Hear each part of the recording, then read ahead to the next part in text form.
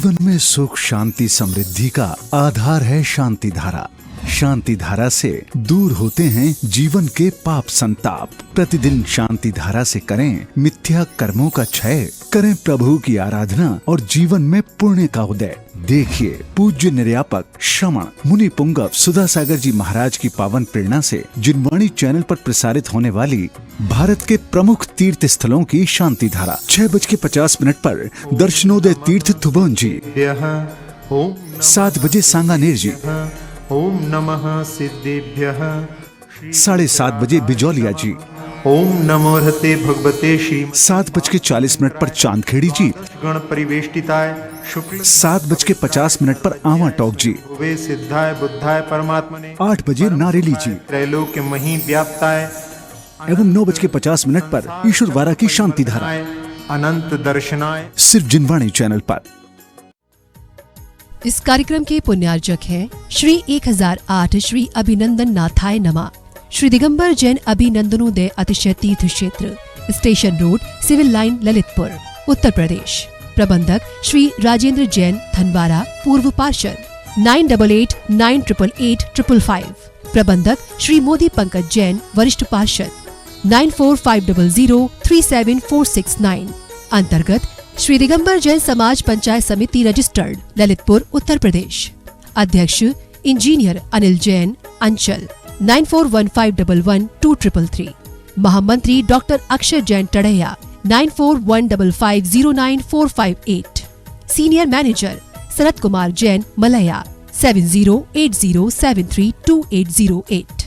Bank का नाम central bank of India, शाखा SVJ inter college, Lalitpur, Uttar Pradesh, 284403। खाता नाम श्री पार्श्वनाथ दिगंबर जैन अतिशय क्षेत्र, क्षेत्रपाल मंदिर, स्टेशन रोड, ललितपुर। खाता क्रमांक 5269974732। IFSC code CBIN 0283297। आपके द्वारा दिया गया दान ATG एवं 12A में आयकर मुफ्त रहेगा। महाराज की आचार्य श्री गुरुवर विद्यासागर महाराज की, मुनि पुंगव निर्यापक श्रमण मुनि श्री सुधा सागर जी महाराज की, परम पूज्य मुनि श्री 108 पूज्य सागर जी महाराज की, समस्त मुनि संघ की जय। आज की प्रथम जिज्ञासा में नितिन छावड़ा, मालपुरा, टोंक, राजस्थान, गुरुदेव के चरणों में कोटि कोटि नमोस्तु। आपकी जिज्ञासा है कि जीव ऐसे कौन से कर्म करता है जिससे उसे निगोद में जन्म लेना पड़ता है? जीव ऐसे कौन से कर्म करता है जिससे उसे निगोद में जन्म लेना? परिणामों का संश्लेष, अपनी जिंदगी के दुरुपयोग करना, क्लेश परिणामों से निगोद आदि पर्याय मिलते हैं। जब व्यक्ति अति संक्लेश, अति मोह भाव, अति मिथ्यात भाव, तो सब प्रकार कोई एक अलग से कोई पॉइंट नहीं लिखा है, जैसे नरक का, देवों का और मनुष्यों का, त्रियंचों का अलग से लिखा है, ऐसा कोई निगोद का नाम से अलग नहीं लिखा।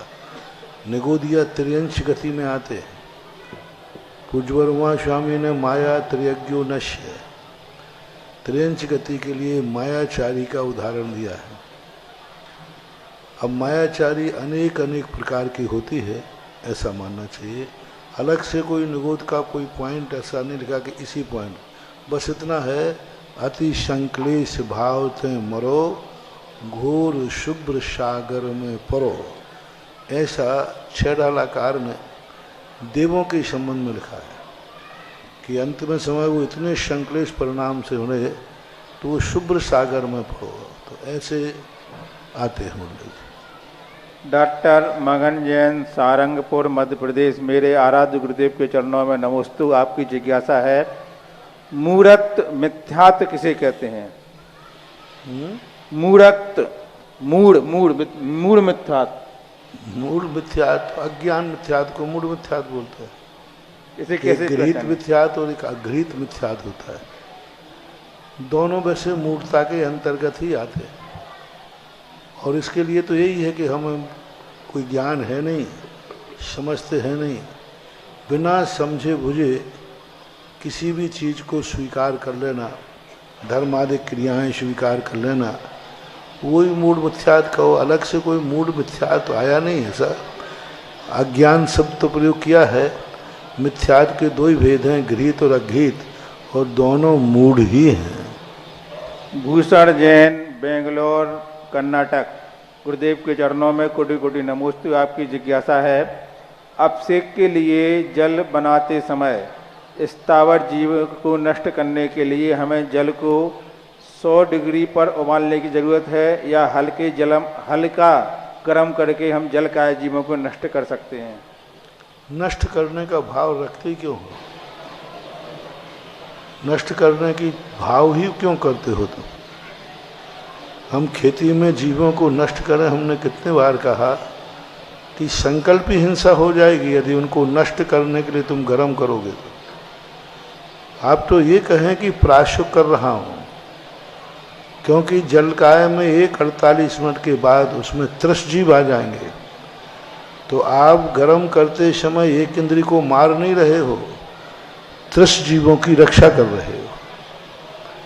और 30 जीव पुण्यात्मा प्रकृति है, पुण्य प्रकृति है, तो उसकी रक्षा के लिए तो ऐसा कोई हमारे शास्त्रों में लिखा नहीं कि जीवों को मारने के लिए गर्म करना चाहिए। जीवों की सुरक्षा के लिए गर्म करना चाहिए, ये है। इसलिए ऐसे परिणाम हमारे शास्त्र में ना है, ना मैं बता सकता हूँ कि कितने में वो मर जाएगा उतना गर्म करो, मैं बताऊँ। भाषा ही तुम्हारी इतनी निकृष्ट है कि इस भाषा तो जैनियों की भाषा तो ये है ही नहीं, और जिनवाणी की भाषा ये हो ही नहीं सकती। विनीता निर्मल जैन, असुर नगर। गुरुदेव के चरणों में कोटि कोटि नमोस्तु। आपकी जिज्ञासा है कि कोटि भट्ट श्रीफाल को कोटि भट्ट क्यों बोलते हैं? 1 करोड़ भट्टों का जिनकी ताकत थी, 1 करोड़ पहलवान यदि सामने आ जाएं तो उन 1 करोड़ को भी पछाड़ सकते हैं, इसलिए उनको कोटि भट्ट राजा श्रीफाल। आशा जैन, अलवर। गुरुदेव के चरणों में कोटि कोटि नमोस्तु। आपकी जिज्ञासा है कि स्त्री गुरु महाराज के चरण। श्रीपाल जो है, जिस समय कोड़ निकला था तो उन्होंने राज्य अपने चाचा को देकर के चले गए थे। पिताजी उनके थे नहीं। राजगद्दी पर, राज्य सिंहासन पर श्रीपाल बैठे। कई दिनों के बाद जब वो लौट के आए तो उनके चाचा के परिणाम बिगड़ गए और उन्होंने उनके लिए पहचानने से मना कर दिया और राज देने से मना कर दिया, मैं राज नहीं दूंगा। परिणाम ये हुआ कि उस तरफ पूरी सेना, कोटि भट्ट राजा श्रीपाल के तो कुछ नहीं था सेना फैना, क्योंकि वो तो जंगल से आए थे। उधर पूरी सेना थी, इधर कोटि राजा श्रीपाल अकेले थे, और अकेले ने ही पूरी सेना को पराजित करके अपना राज्य लिया। तब से उनको कोटि भट्ट राजा श्रीपाल कहने लगे। ज्योति जैन, सागर। गुरुदेव के चरणों में कोटि कोटि नमोस्तु। आपकी जिज्ञासा है, जो पाप संसार में करते हैं वो मंदिर में जाकर क्षमा मारी से भरते हैं, और जो पाप मंदिर में लोग करते हैं वो कहाँ तक सही है? दूसरे के घर की चुगली सबसे ज़्यादा मंदिर में करते हैं, क्योंकि वो वहीं पर एक दूसरे से सबसे ज़्यादा मिलते हैं, और सबसे ज़्यादा फालतू बातें भी मंदिर में करते हैं। इससे मंदिर का नहीं जाना होता। महाराज जी, इसमें हम क्या करें जो फालतू बातों से बचें? तुम अपने आप को बचाइए। दुनिया के कारनामों को देखकर आप मंदिर मत छोड़िए, अपना लोटा छानिए। आप अपने जीवन को, दुनिया की बातें देख करके तुम मंदिर को छोड़ दोगे तो दुनिया में ऐसा कोई स्थान नहीं है जहाँ पर बुरे लोग ना पाए जाएं, जहाँ अधर्म ना पाया जाए, जहाँ अधर्मी ना पाए जाएं, जहाँ पापी ना पाए जाएं। संसार में कोई स्थान, पापियों के तो फिर भी स्थान है, केवल धर्मात्माओं का कोई स्थान नहीं है दुनिया में, 1 इंच भी जगह नहीं है। दूसरे को देख करके अपने परिणामों को विकृत मत करिए। आप अपने आप को संभालिए, और तुम अपने आप को संभाल लोगे तो सारी दुनिया कुछ भी कर रही हो तुम्हें उससे कोई फर्क पड़ने वाला नहीं है। इसलिए दुनिया क्या कर रही है, दुनिया भर की बातें, आप तो दुनिया भर की बातें नहीं कर रहे हो। दुनिया क्या कर रही है, तुम तो मंदिर में गलत नहीं कर रहे हो। यदि तुम गलत नहीं कर रहे हो तो तुम्हारा तो बेड़ा पार है, दुनिया को दुनिया के रूप में जाने दो, ऐसा मानो। कुमारी माया, महाराष्ट्र।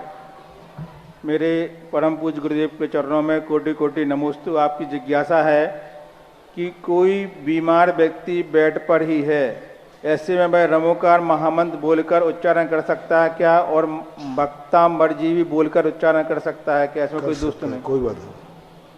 प्रेमचंद जी केकड़ी, गुरुदेव के चरणों में कोटि कोटि नमोस्तु। आपकी जिज्ञासा है कि शिखर पर जो धातु की ध्वजा लगी होती है, क्या वह स्थिर रहनी चाहिए या हवा की दिशा के साथ घूमनी चाहिए?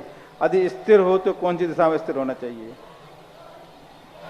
ध्वजा के लिए अब जैसी सुविधा हो, कई बार घूमने से ध्वजा गिरने का डर रहता है, स्थिर भी कर सकते हो। उत्तर पूरब की तरफ ध्वजा का नोक होना चाहिए। राजीव जैन शिवरार्थी, अमरपाटन। मेरे आराध्य गुरुदेव के चरणों में कोटि नमस्तु। आपकी जिज्ञासा है, नौवीं प्रतिमा में परिग्रह का त्याग होता है, कपड़ा भी परिग्रह में आता है, तो कपड़े के त्याग के लिए क्यों नहीं होता है? नहीं, ऐसा परिग्रह नहीं। परिग्रह को जो आमदनी है, कमाने का साधन है, वो उसके लिए नहीं रखेगा। जो उसके पास थोड़ा बहुत परिग्रह है, वस्त्र आदि, वो तो रखेगा। जितनी उपयोगिता की वस्तु है वो नई नहीं बढ़ाएगा, नया कमाया काम नहीं करेगा, ब्याज पे पैसा नहीं देगा, बैंक में पैसा नहीं रखेगा, कोई ऐसे किराए से मकान नहीं देगा, नया इनकम आप सोर्स नहीं रखेगा। जितना उसके लिए आवश्यक है भूमिका के अनुसार, उतना ही परिग्रह वो रखेगा, ऐसा मानना चाहिए। व्यापार आदि में अनुमति नहीं देगा, स्वयं अनेक कमाने का भाव नहीं करेगा, यहाँ तक कि ब्याज से, किराए से, कोई भी और आमदनी का जो जरिया है, आमदनी के सारे जरिए ख़त्म कर करके, और वो जो उसके पास है उसी में अपना शेष जीवन निर्वाह करता है, ऐसा मानना चाहिए। सिद्धार्थ जैन, सागर, मध्य प्रदेश। गुरुदेव के चरणों में कोटि नमन। आपकी जिज्ञासा है, मंदिर जी में शुद्धि के वस्त्र पहनकर जाते हैं और साथ में पैसे ले जाते हैं, तो उससे कपड़ों की अशुद्धि तो नहीं होती है? दुनिया में एक ही चीज़ है जो कभी अशुद्ध नहीं होता,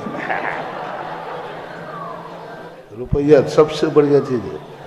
वो कभी उसको ना सुआ लगे ना सुआ लगे, किसी के हाथ में चला जाए, किसी के बेचारा, वो कभी अशुद्ध होते ही नहीं। मुद्रा को सदा शुद्ध माना है। महेंद्र जैन, इंदौर, पत्रकार। गुरुदेव के चरणों में कोटि कोटि नमोस्तु। आपकी जिज्ञासा है कि मदद वह घटना है, यदि किसी की मदद करो तो वह भूल जाता है, और यदि किसी की मदद नहीं करो तो वह याद रखता है। तो महाराज जी, इस घटना को कैसे सुरक्षित रखें? नीति तो ये कहती है तो मदद दे करके भूल जाओ, बस यही बात है। तुम्हें कैसे याद है कि तुमने मदद दी है? मदद देने वाले के लिए कहा है भूल जाओ, उपकार करने वाले को कहा है किसी पर उपकार करके भूल जाओ।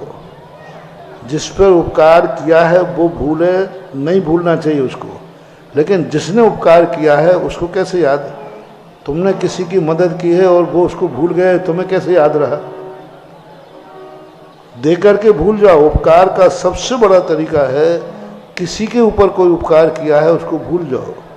तुम तो जिंदगी भर उल्हाना देते रहते हो, मैंने तुम्हारे साथ ये किया, तुम्हारे साथ ये किया, और तुम मेरे साथ ये कर रहे हो, तो तुमने किया नहीं है, सामने वाले को ब्लैकमेलिंग कर रहे हो।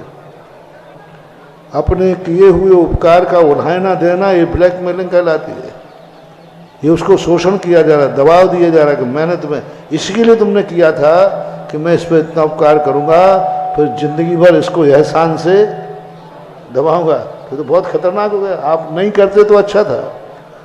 उपकार करने के बाद उल्हाना देना, एहसान जताना, और उसको बार बार टॉर्चर करना कि मैंने ये किया था, वो तुम्हारा उपकार करना ना करना सब बराबर हो गया।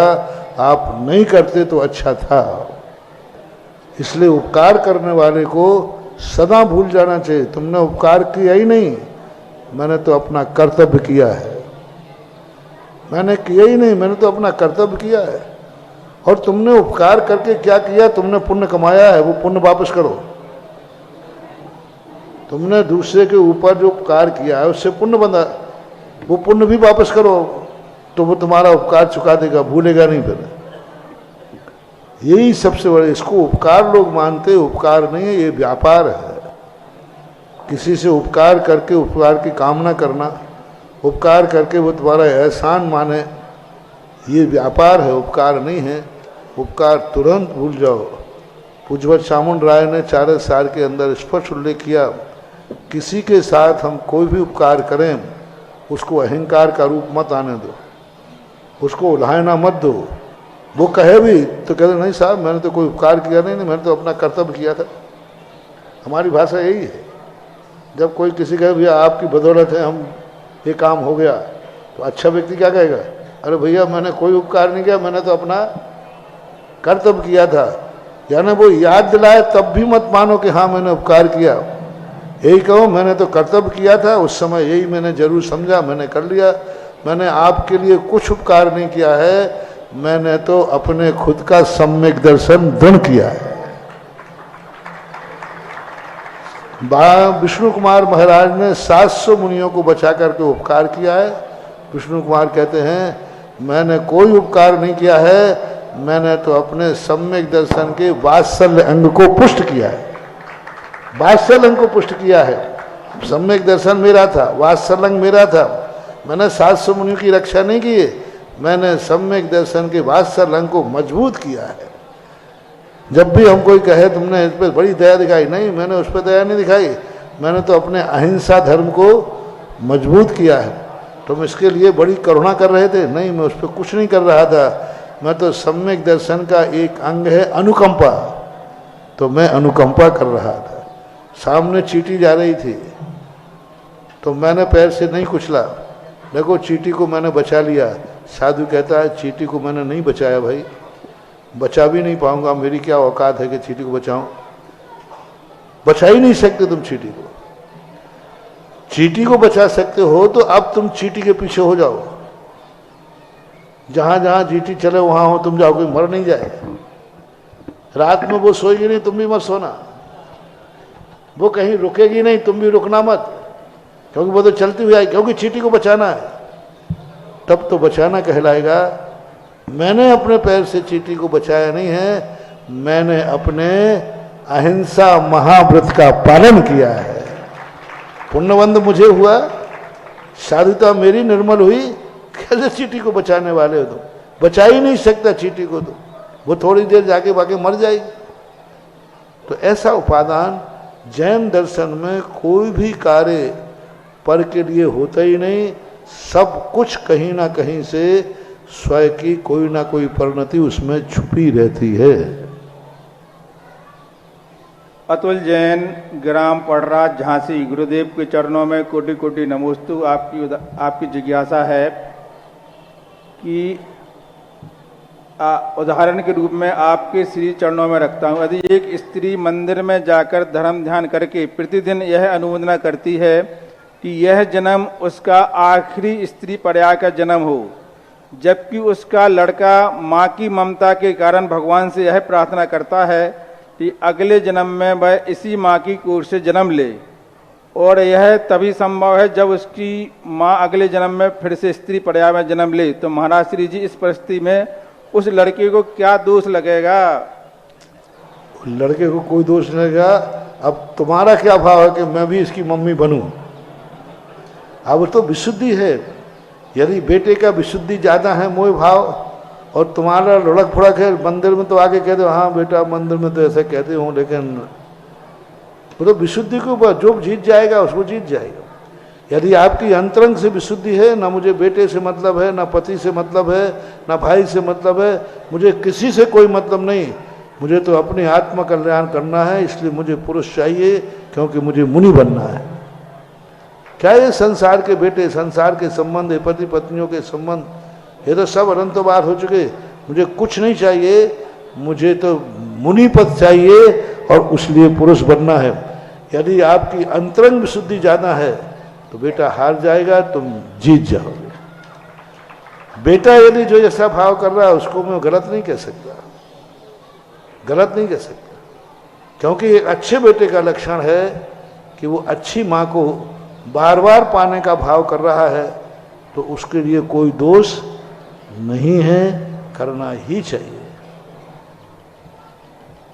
शिल्पी जैन आगरा, गुरुदेव के चरणों में कोटि कोटि नमोस्तु। आपकी जिज्ञासा है कि मंदिर जी में विधान आदि के बाद होने वाले बात्सल भोज में से खाने की चीजें घर ले जाते हैं तो उन्हें उसका निर्वाल का दोष लगेगा क्या?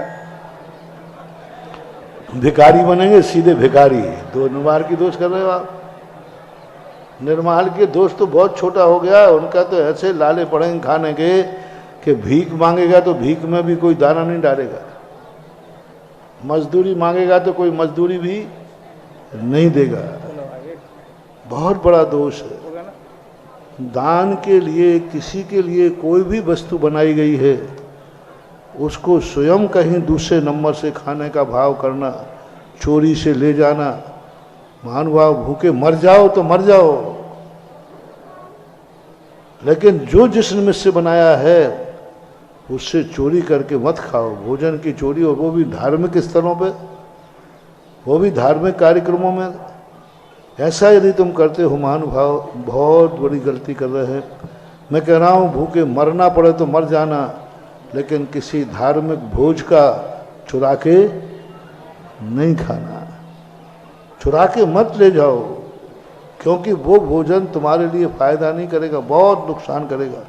और ज़्यादा बिना खाए रहोगे तो शायद जी जाओगे, और ऐसा भोजन चोरी से करोगे, बहुत दोष महानुभाव, कहीं नहीं करना चाहिए।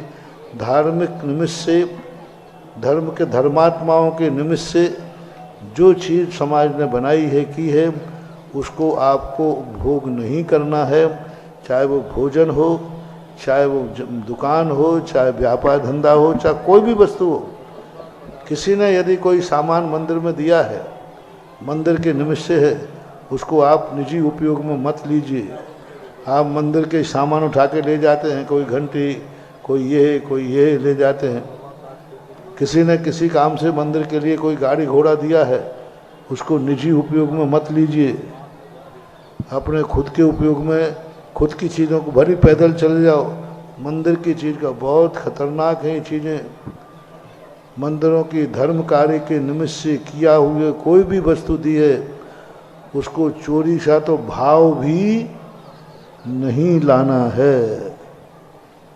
ऑनलाइन जिज्ञासाओं के पश्चात जिनवाणी चैनल, सुधा कलश चैनल और आदिनाथ चैनल के समक्ष विराजित सभी गुरु भक्तों की ओर से और साक्षात यहाँ पर गुरु चरणों में विराजित सभी मुनि भक्तों की ओर से पूज्य मुनि द्वय के चरणों में बारंबार नमोस्तु नमोस्तु नमोस्तु। आज के जिज्ञासा समाधान कार्यक्रम में प्रथम जिज्ञासा रखेंगे छतरपुर दिगंबर जैन समाज से पधारे अध्यक्ष श्रीमान अरुण जी जैन साहब, और इसके बाद तैयार रहें श्रीमती रेखा जैन भोपाल। माइक ले लें।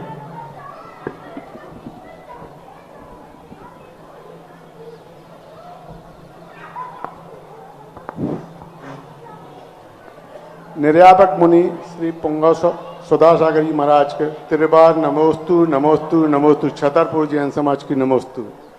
मुनि श्री, हमारा प्रश्न है तो परमानंद स्तोत्र का अर्थ क्या है? परमानंद स्तोत्र का अर्थ? परमानंद नहीं, परमानंद स्तोत्र जी। हाँ, तो वो नाम ही बताया, परमानंद आनंद की वस्तु है। उसमें क्या पूछना चाहते हैं? परमानंद स्तोत्र है तो है। निर्यापक मुनि श्री सुधा सागर जी महाराज, मम गुरु पूज मुनि श्री पूज्य सागर जी महाराज, मेरे परिवार का नमोस्तु। मुनि श्री, हिंदू धर्म में हमने देखा है कि 16 संस्कारों को बहुत ही उत्सव के प्रकार में मनाया जाता है। हमारे यहाँ जैन धर्म में भी 52 संस्कार हैं। हमने उनको उत्सव की तरह क्यों नहीं मनाया? ये इतना मतलब बहुचर्चित क्यों नहीं है हम सब में कि हम 52 संस्कार हमको छोटे से ही दिए जाएं? तो उससे क्या मतलब, क्या पूछना चाहते हैं? हिंदू मतलब जैसे 16 संस्कारों को उत्साह से मनाते हैं हिंदू धर्म में, हिंदू धर्म में गर्भ संस्कार, जन्म संस्कार, जात कर्म संस्कार, ये सारे होते हैं, अपने यहाँ क्यों नहीं होते? देखो क्या होता है कि जो स्वयं ही अपने आप में संस्कारित होता है वो क्रियाओं को धीरे धीरे गौण कर देते हैं। वहाँ तो क्या है, संस्कार अलग से लेना पड़ते हैं। जैन कुल में जन्म लेते ही जो संस्कार वो देते हैं, ये तो जन्म से ही ये संस्कार मिलते हैं। अब रही बात इन क्रियाओं को उत्सव का रूप देने के लिए, क्योंकि उत्सवों के बाद, संस्कार लेने के बाद लोग भ्रष्ट ज़्यादा पाए गए। वहाँ भी आप देख लीजिए, तिलक लगा लेते हैं, जनेऊ पहन लेते हैं या कुछ भी कर लेते हैं, उसके बावजूद भी उनके आचरण, खान पान, संस्कार तो ले लेते हैं, दीक्षा आदि का संस्कार ले लेंगे, लेकिन उसके बाद उनके क्या इस प्रकार के आचरण होते हैं। जैन धर्म में ये आचार प्रधान धर्म है। जो संस्कार तुम्हें 8 वर्ष के दिए गए, 90% 8 वर्ष के संस्कार दिए जाएं तो 90% फेल होंगे, 10% पाल होंगे। 8 वर्ष में ले तो लेंगे। 8 वर्ष के बालक से कहें, देख बेटा रात में मत खाना, कहें नहीं खाऊंगा। गुटखा तम्बाकू नहीं खाना, नहीं खाऊंगा। ऐसा नहीं करना, नहीं करूंगा। लेकिन वो बड़े होने के बाद नियम से तोड़ देगा।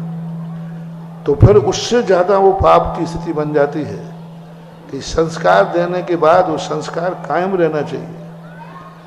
और वो संस्कार, और ज़्यादातर 2-4 पृष्ठों तो बात अलग है, 90% लोग बचपन में लिए हुए नियम तोड़ देते हैं। जितने लोग बिगड़ते हैं, जो बाहर जाकर बिगड़ते हैं, वो बिगड़ने के लिए गए थे कि कुछ बनने के लिए गए थे? बनने के लिए गए थे, लेकिन वो बिगड़ जाते। कोई बच्चा बच्ची बाप बिगड़ने के लिए कभी नहीं जाता। रोते हैं माँ बाप के सामने, माँ बाप कहते हैं हम बाहर नहीं भेजेंगे। रोते हैं, मम्मी पापा आप विश्वास कीजिए, हम कुछ नहीं बिगड़ेंगे, हम कुछ नहीं करेंगे, सब मनाते हैं। और जाने के बाद तो इसलिए लोगों ने इसको छोड़ दिया कि उन बालकों में संस्कार दिए जाए, वो पालेंगे हैं नहीं, तो बाद में जाकर के संस्कारों का अभिनय होता है, अनादर होता है। इसलिए जो संस्कार पालने के इच्छुक होते हैं उनको दिए भी जाते हैं, देना भी चाहिए। नमोस्तु महाराज। जिज्ञासा करें श्रीमती रेखा जैन भोपाल। इसके बाद तैयार रहेंगे सांगानेर। उसमें 16 संस्कारों में लिखा है 8 वर्ष में एक जनेऊ पहना रहना। अब वो जनेऊ तो हमने पहना दिया, और जनेऊ पहन करके वो होटल में खा रहा है। माइक ले लें। उसमें संस्कार में आया है यज्ञोपवीत। जनेऊ पहन करके गुटखा खा रहा है, जनेऊ पहन करके अब क्या क्या भक्ष्या वक्त सब खा रहा है। अब वो जनेऊ का क्या होगा? तो लोगों ने कहा कि कम से कम वो भरी बने या न बने, लेकिन जनेऊ का अपमान होने से बच जाए तो अच्छा है। जिज्ञासा करें श्रीमती रेखा जी भोपाल। तैयार रहेंगे सांगानेर संस्थान से उदय पाटिल शास्त्री, सांगली, महाराष्ट्र। मेरे गुरुवर के चरणों में 13 बार नमोस्तु नमोस्तु नमोस्तु महाराज जी। मेरा प्रश्न यह है महाराज जी कि राजा शैणिक इतने ज्ञानी होने के बाद समूह शरण में महावीर भगवान के इतने प्रश्न पूछे, तब भी उनने आत्महत्या क्यों की? बड़े आदमियों के रहस्य को प्रक्रिया देख लेते हैं, लेकिन उसका सही रहस्य नहीं समझ पाते। आत्महत्या नहीं की उनके मन में एक भाव आया, जिस बेटे को वो बहुत चाहते थे, बहुत चाहते थे, उसकी कहानी पूरी लिखी है। लेकिन बेटा पूर्व भाव के कारण से, बैर के कारण से, उसकी एक कहानी है, उसको अभी नहीं बताता हूँ। उस कारण से बेटा इनको बैर करता था। ये चाहते थे और वो बैर करता था। तो जब उसकी माँ ने कहा कि बेटा जिस पिता को तुमने बंदी बनाया है छेल्ला ने, वो पिता तेरे से कितना प्यार करते थे। एक बार तुझे उंगली में बिस्कुटी हो गई थी तो तू तड़पता था, और पिताजी ने तेरी उंगली को मुंह में दे करके तुझे सहायता मिलती थी, तो वो घंटों तेरे पिता तेरी उंगली को मुंह में रखे रहते थे। तब बेटा कहता, माँ ऐसे पिताजी मेरे प्रेम करते? हाँ, तो मैं अभी जाता हूँ, पिताजी को अभी मुक्त करूँगा। और वो हथौड़ा लेकर के दौड़ा मुक्त करने के लिए। तो श्रेणक ने क्या समझा कि ये मारने आ रहा है, क्योंकि बंदी तो मुझे बना ही लिया था पूर्व भाव के बैर के कारण, तो बंदी बना, अब ये हथौड़ा लेके आ रहा है और मैं इस बेटे से प्यार करता हूँ और ये मुझे मारेगा तो इसे पितृ हत्या का दोष लगेगा और इसे जेल होगा या जो कुछ भी होगा, सारी दुनिया में निंदा होगी और ये मार सकता है क्योंकि हथौड़ा लेके आ रहा है और ये मुझे मारेगा और मैं अपने बेटे को पिता की हत्या का दोष नहीं लगने दूंगा। सारी दुनिया के रूप में मानेगा कि कैसा कलंकी बेटा है, पिता की हत्या कर दी उसने। राजद्रोह भी हो सकता है, बहुत कुछ हो सकता है, इसलिए बेटे के हाथ से मरने की अपेक्षा मैं ही मरा जाता हूं। और ऐसा भाव करके उसने अपना सिर सलाखों के बीच में पटक करके मार लिया। उनका भाव बहुत अच्छा था, बहुत परिणाम थे। ठीक है, नरक आयु का बंद हुआ था तो नरक उनको जाना था तो वो गए, लेकिन उस समय उनका भाव जो था ये था, ऐसा मानना चाहिए। जिज्ञासा करेंगे उदय पाटिल, सांगली, महाराष्ट्र। इसके बाद तैयार रहें सीए विशुद्धि जैन, बामोर कला। परम उपकारी, परम श्रद्धेय, परम पूज्य निर्यापक समस्त सुधासागर महाराज जी के चरण कमलों में हम सभी शास्त्री महाराष्ट्र परिवार की ओर से, महाराष्ट्र और कर्नाटक में रहने वाले समस्त श्रावक सेविका की ओर से नमोस्तु नमोस्तु नमोस्तु। महाराष्ट्री महाराष्ट्र में रहने वाले समस्त शास्त्री परिवार की ओर से दो पंक्ति आपके चरणों में रखना चाहता हूं। जो चाहने से मिले उसे चाहत कहते हैं, जो चाहने से मिले उसे चाहत कहते हैं, जो मांगने से मिले उसे मन्नत कहते हैं, जो मांगने से मिले उसे मन्नत कहते हैं, और जो बिना चाहे और बिना मांगे मिले उसे सुधा सागर जी का आशीर्वाद कहते हैं। बोला परम पूज्य गुरुवासी सुधा सागर महाराज की। मैं यहाँ पे इस पांडाल में बताना चाहूंगा, महाराष्ट्री जितने भी शास्त्री महाराष्ट्र से सांगानेर में पढ़कर आ चुके हैं, उनके जीवन में कोई भी संकट आता है, कोई भी आपत्ति आती है तो उनके मन में दो ही नाम आते हैं और वो दो नाम है विद्या बाबा और सुधा बाबा। इनके दो नाम लेने से हमारे सारे संकट दूर हो जाते हैं। महाराष्ट्री परम पूज्य आचार्य गुरुवर विद्यासागर महाराज जी जब महाराष्ट्र में पधारे थे तब पहली बार उन्होंने सभी महाराष्ट्र में रहने वाले विद्वानों को वहां पर बुलाया था और मार्गदर्शन किया था। इस बार 2022 में जो शिरपुर में चातुर्मास चल रहा है, वहां पर आचार्य गुरुवर के सानिध्य में हमें समय दिया जा रहा है आने वाले 31 तारीख को। तो महाराज जी, हमें महाराष्ट्र शास्त्रियों को क्या वहां पे ऐसा प्रोग्राम लेना चाहिए या फिर कार्यक्रम करना चाहिए जिसकी वजह से पूरे महाराष्ट्र में नहीं पूरे भारत में भी प्रवाह होनी चाहिए। जैसा कि हमने आपके सामने रखा था कि मई महीने में हम सभी शास्त्रियों ने हमारे संस्थान को 25 साल पूरे हो गए। इस उपलक्ष्य में 108 शिविर पूरे महाराष्ट्र में लगाए थे और इसी के उपलक्ष्य में परम पूज्य आचार्य गुरु के सानिध्य में हमें यह समय मिलने जा रहे हैं। कृपया मार्गदर्शन करने की कृपा करें। गुरु के सानिध्य में जब जाते हैं तो उनसे कुछ लेना, वो जो उपदेश देते हैं, जो सूत्र देते हैं, जो उनकी भावनाएं होती हैं, उन भावनाओं को संकल्प के रूप में स्वीकार करके अपने जीवन को अंगीकार करना चाहिए।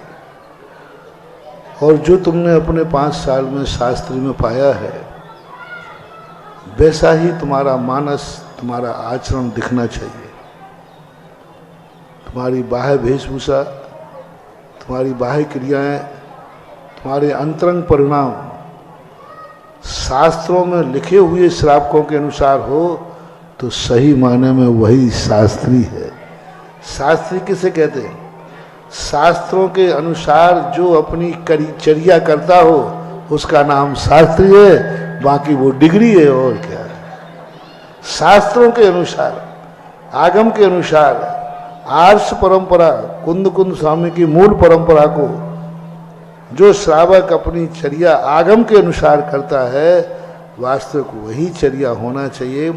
और यही सबसे बड़ा अपना प्रदर्शन होता है कि हमने शास्त्री की है, माँ डिग्री प्राप्त नहीं की है, बल्कि शास्त्रों के अनुसार हम स्वयं, परिवार, समाज और देश को भी बनाने का प्रयास करते हैं, करना चाहिए। नमोस्तु महाराज से एक और प्रश्न एक श्रावक की ओर से है, महाराष्ट्र में रहने वाले। जो कि हमारे महाराष्ट्र में बहुत सारी चीजें ऐसी पाई जाती है, मंत्र तंत्र का उपयोग करके लोगों को वश किया जाता है। तो ऐसे यदि होता है हमारे बारे में, तो हमें क्या वहां पे करना चाहिए? देखो, जितने मंत्र तंत्र वाले होते हैं ना, उन देशों में कभी समृद्धि नहीं होती। ये मंत्र तंत्र करने वाले हमेशा चौराहों पर बैठे हुए तोता से बुलवाते रहते, तोता बोल, तोता बोल। ये सब चीज़ों को समझना चाहिए। मंत्र तंत्रों का निषेध नहीं है, लेकिन मंत्र तंत्रों का जो उपयोग है वो झूठा कर रहे हैं, गलत कर रहे हैं। मंत्र के लिए साधना चाहिए। यदि मंत्र देने से किसी का कल्याण हो जाए, मंत्र को भक्तांबर में ताबीज में बांधने से कल्याण हो जाए, तो सारे पापी कल्याण कर लेंगे। क्योंकि ताबीज बांधो और सारे पाप। साधना है, मंत्र तंत्रों की साधना बताओ। मंत्र तंत्र दिए नहीं जाते हैं, मंत्र तंत्र साधे जाते हैं। और साधने के लिए पवित्रता चाहिए, शुद्धि चाहिए, अभिप्राय शुद्ध हो, क्रिया शुद्ध हो, अच्छे कार्यों के लिए हो, तो ये सब पूजा है। षडावश्यक दक्षिण भारत की सबसे बड़ी कमी है कि जैन श्रावक षडावश्यक नहीं कर रहा है। षडावश्यक न करने से मंत्र तंत्रों के, देवी देवताओं के, छेदपाल पद्मावती आदियों के, इन तक ही उनकी सीमा है। जो शासन देवता जैन दर्शन माना, उन्हीं तक उनकी सीमा है। दो प्रकार के लोग होते हैं।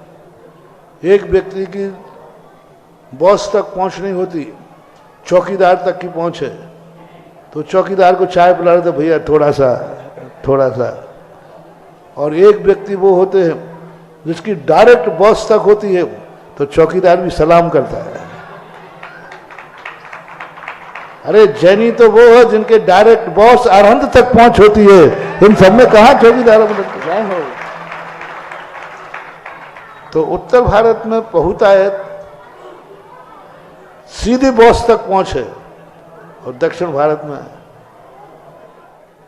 समझ जाओ आप। तो ये सब चीजें नहीं होना चाहिए। देवारी देव जिनैन देव जहां हैं, उनकी आराधना। दक्षिण भारत में अभिषेक ही नहीं होता वो मंदिरों में, श्रावक को करने का मौका ही नहीं मिलता। वो जो बंधे हुए रहते हैं वही करते हैं, वही कर लेते हैं। स्वयं श्रावक को अभिषेक मिलना चाहिए, पूजन मिलना चाहिए, षड आवश्यक करना चाहिए, अपनी शक्ति प्रमाण थोड़ा थोड़ा दान देना चाहिए, अपने शक्ति प्रमाण आवश्यकों का पालन करना चाहिए। देव पूजा, गुरु पास्ते, स्वाध्याय, संयमस्तपः, दानम चेति गृहस्थानाम षट कर्माणि दिन।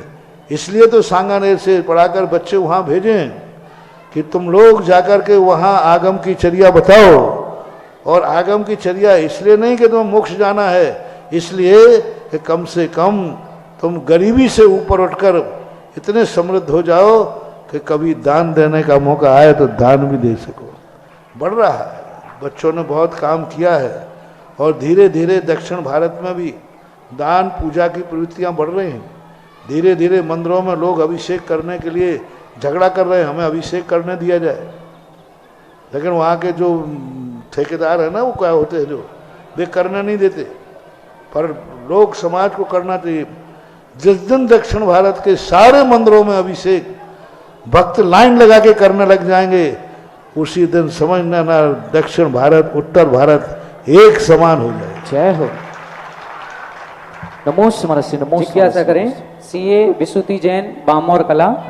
और इसके बाद तैयार रहें। महाराज श्री आज अपने बीच में बामोर कला से और तीर्थोदय तीर्थ क्षेत्र गोलाकोट से और दर्शनोदय तीर्थ क्षेत्र थुबोन जी से अनेक सभी श्रावक श्रेष्ठी यहाँ पर पधारे हैं, और जिनका नेतृत्व कर रहे हैं हमारे कवि हृदय कवि सम्राट चंद्रसेन जी। तो इसके बाद जिज्ञासा करेंगे हमारे कवि हृदय चंद्रसेन जी। हमारे बीच में गुरुदेव के अनन्य भक्त, जो आज तक जब से गुरुदेव की शरण में आए हैं, ऐसा एक भी वर्षा योग खाली नहीं गया जब उन्होंने मंगल कलश की स्थापना ना की हो। ऐसे हमारे बीच में सुशील जी, अभिषेक जी, सोनीपत से पारस ज्वेलर्स परिवार यहाँ पधारे हैं। आ जाएं और गुरुदेव के चरणों में श्रीफल अर्पित करें। अपना मंगल कलश भी गुरु के पावन सानिध्य में आशीर्वाद से आप यहाँ से प्राप्त करें। आज की आरती का सौभाग्य भी आपने हासिल किया है। कृपया जिज्ञासा करें। महाराज श्री के चरणों में बारंबार नमोस्तु नमोस्तु नमोस्तु। महाराज श्री, किसी बात को कैसे मना करें कि सामने वाले को वो बात बुरी भी ना लगे और हमारे लिए वो बात वचनबद्ध भी ना हो और हम मजबूर भी ना हो जाएं उस चीज। इससे संबंध में एक बहुत अच्छा जोक आता है कि एक बार किसी व्यक्ति ने किसी से कहा कि भाई मुझे वो सीडी होती ना, सीडी, वो नशेनी दे दो। अब उसको देना नहीं थी। उन्होंने कहा साहब नशेनी तो अटैची में रखी है और चाबी वो बाहर कहीं गुम गई है। अब कह दिया उसने, तो कह दिया। तो उसने कहा भाई कहाँ रखी नशेनी? अब इस समझ, अरे मैंने तो अटैची कह दिया। तो बोले भाई नशेनी अटैची में कैसे आ गई? बोले क्या करता, क्या सीधे सीधे मना कर देता? तुम भी तो नहीं मान रहे, बेशरम बन के बैठे हो। इतने ही समझदार होते तो जब मैंने तुमसे कह रहा हूं कि भाई नशेनी अटैची में रखी है, तो तुम्हें इतनी अकल होना चाहिए था कि नशेनी अटैची में आ नहीं सकती है, इसका अर्थ है मुझे देना नहीं चाहता है।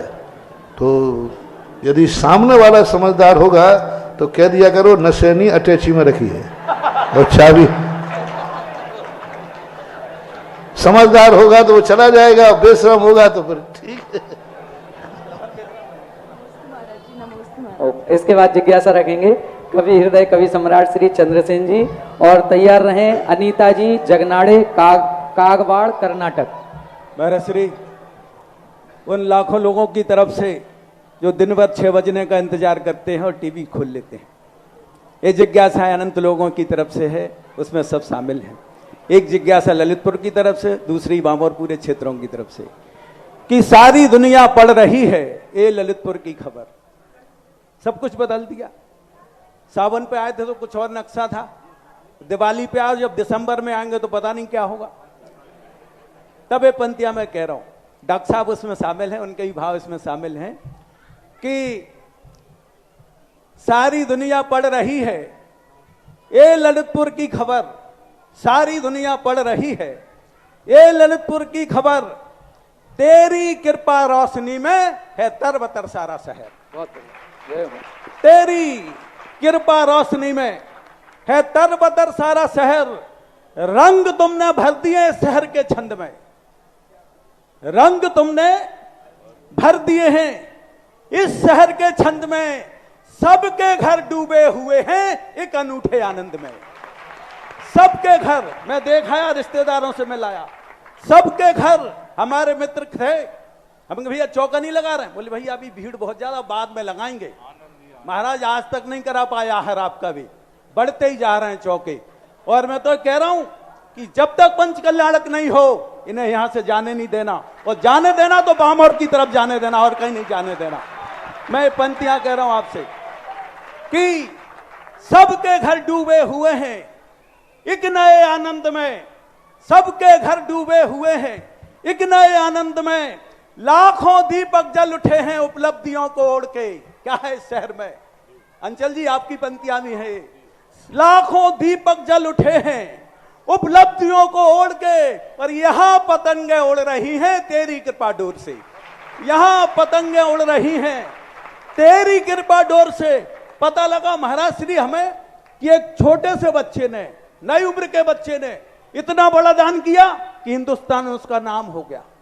उस अंकित के लिए तालियां अंकित कर दें आप, जिसने मेरे मन को प्रभावित किया। पंक्तियां कह रहा हूं कि युग युगांतर सब पढ़ेंगे क्या लिखी तुमने कहानी, युग युगांतर सब पढ़ेंगे क्या लिखी तुमने कहानी, और किस पुण्य से पाई शहर ने ये तुम्हारी मेहरबानी, किस पुण्य से पाई शहर, एक जिज्ञासा, एक किस पुण्य से पाई शहर ने ये तुम्हारी मेहरबानी, और इस पुण्य हम भी पा सकें भर के इस विश्वास में, पुण्य हम भी पा सकें भर के इस विश्वास में। गांव पूरा आ गया है आज तेरे पास में, गांव पूरा आ गया है आज तेरे पास में, तेरी खुशबू है हमारे दिल में फूलों की तरह, तेरी खुशबू है हमारे दिल में फूलों की तरह, एहसान तेरे हैं अनेकों, हम चुकाएं किस तरह। एहसान तेरे हैं अनेकों, हम चुकाएं किस तरह। अरे तू समुंदर है कृपा का, बस हमारा काम कर दे। तू, चाहे वो दर्शनोदय हो, चाहे तीर्थोदय हो, चाहे बामोर हो, चाहे लखनऊ हो, चाहे सोनीपत हो, तू समुंदर है कृपा का, बस हमारा काम कर दे। तू समुंदर है कृपा का, बस हमारा काम कर दे। और एक लहर कृपा सुधा की, बस हमारे नाम कर दे। तू समुंदर है कृपा का, बस हमारा काम कर दे। एक लहर कृपा सुधा की, तू हमारे नाम करके मन सबके बांध लाए। हम आस्था की डोर में, पूरे समाज यहाँ है, मन बांध के लाए हैं हम आस्था की डोर में। एक बार फिर रख दो कदम मालिक मेरे बामोर में। एक बार फिर रख दो कदम मालिक मेरे बामोर में।